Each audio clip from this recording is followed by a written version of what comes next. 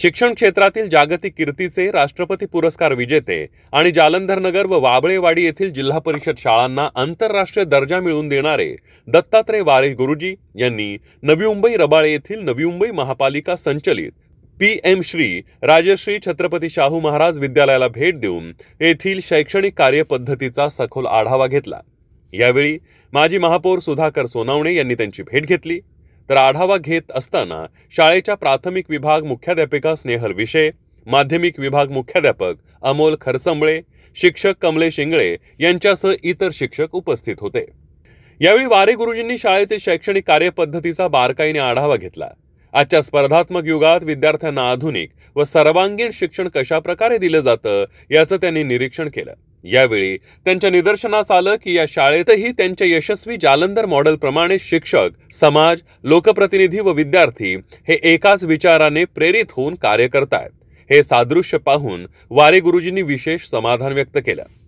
माझी पूर्वीची शाळा वाबळेवाडी आणि आत्ताची शाळा जालंधरनगर या दोन्ही शाळांमध्ये जी सूत्र आहेत, आपण ज्याला म्हणतो फॉर्म्युले, तोच फॉर्म्युला मला इथं दिसतोय आणि कदाचित तोच शाळा यशस्वी होण्याचा फॉर्म्युला आहे, जिथं शिक्षक, समाज, लोकप्रतिनिधी, विद्यार्थी एकत्र मिळून काम करतात, एक विचाराने काम करतात। तिथली शाळा वर्ल्ड क्लास झाल्याशिवाय राहत नाही।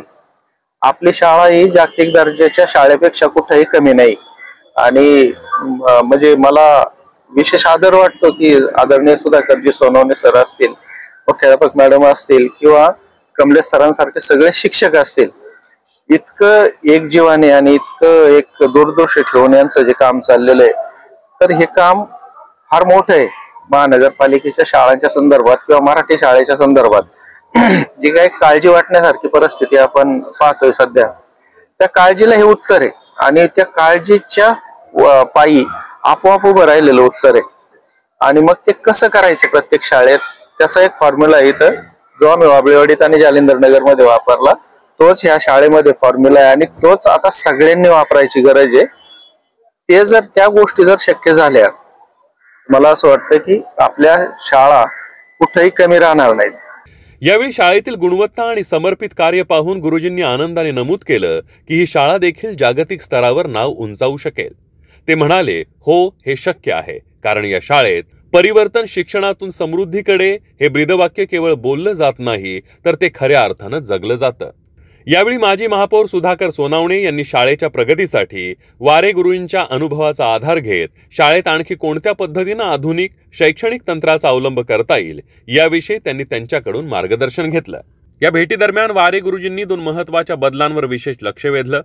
शिक्षकांच्या वारंवार होणाऱ्या बदल्या थांबवून शैक्षणिक व्यवस्थेतील सातत्य राखणं आणि बाहेरील प्रगत देशांमधील शिक्षण प्रणालीचा अभ्यास करण्यासाठी शिक्षक वर्गांचे अभ्यास दौरे आयोजित करणं, हे बदल झाल्यास महापालिका शाळांना वर्ल्ड क्लास वैभव प्राप्त होईल असा विश्वास त्यांनी व्यक्त केला। जी एक मी रिक्वेस्ट केली सरांना आता, ती फार महत्वाची गोष्ट आहे की इथली टीम आहे ती डिस्टर्ब नाही आता झाली पाहिजे। ठीक आहे, बदली वगैरे हा अविभाज्य भाग असतो शासकीय सेवेतला, पण आता एक प्रयोगशाळा उभी राहते, तर मग त्या गोष्टींना आपण थोडस एक समाज म्हणून पण सगळ्यांनी स्वीकारलं पाहिजे।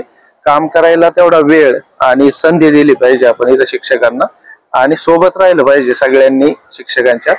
आणि दुसरी गोष्ट अशी की जगात आता काय चाललंय हे आपण प्रत्यक्ष जाऊन पाहिलं पाहिजे, कारण आपण आपल्या पातळीवर काम करतो, आपल्या अनुभवाप्रमाणेच निर्णय घेतो आणि त्याप्रमाणे आपण ते निर्णय राबवतो, पण जगामध्ये प्रगत देशांमध्ये आता काय चाललंय, त्या शाळा नेमक्या कशा आहेत, आपल्यात आणि त्यांच्यात आता कोणता बदल किंवा फरक राहिलेला आहे, तो फरक आपल्याला कसा भरून काढता येईल, तिथपर्यंत आपल्याला कसं पोहोचता येईल। ही शाळा पाहिल्यानंतर ज्यावेळेस मी म्हणजे स्वीडन, फिनलँड, सिंगापूर आणि UAE ह्या प्रगत देशांमध्ये जाऊन मी तिथल्या शाळांची पाहणी केलेली किंवा तिथल्या व्यवस्था अभ्यासलेल्या आहेत, मला तो फरक फार थोडासा दिसतोय आणि तो फरक फक्त विचारातला दिसतोय। आता कामाच्या स्वरूपात इथं फरक राहिलेला नाही। कदाचित ह्या वाक्याचा अर्थ आपले शिक्षक ज्यावेळेस त्या शाळा पाहतील प्रत्यक्षात जाऊन, त्यावेळेस त्यांच्या लक्षात येईल की मी काय म्हणत होतो।